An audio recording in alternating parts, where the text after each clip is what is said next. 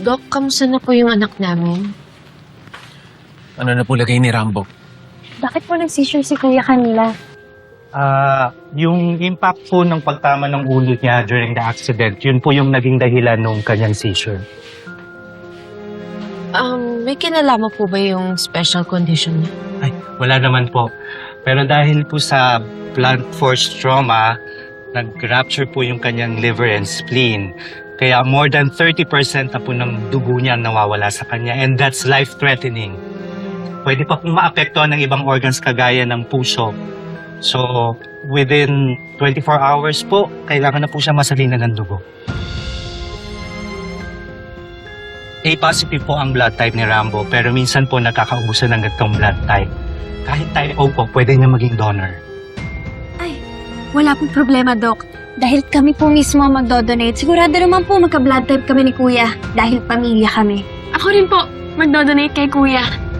Okay, so tatawagin ko si Nurse Maida para ma-assist kayo. I'll just check on other results for Rambo's test, okay? Nay, buti na lang magkapareha tayo ng dugo. Maliligtas natin si Kuya.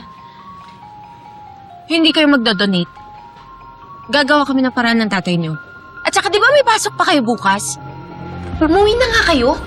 Pero Nay, narinig niyo naman po sinabi ni Doc, di ba? Kailangan na po ng dugo ni Kuya. Hindi, huwag niyo nang alalahanin yun, okay? Kami nang bahala ng nanay niyo. Dito. Ha?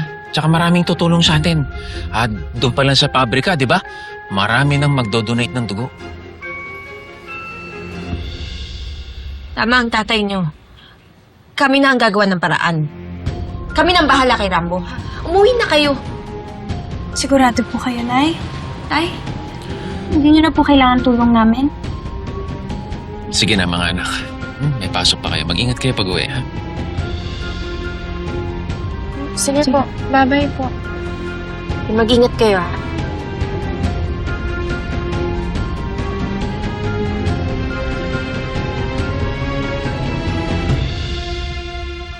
Paano kung wala tayong hanap na dugo?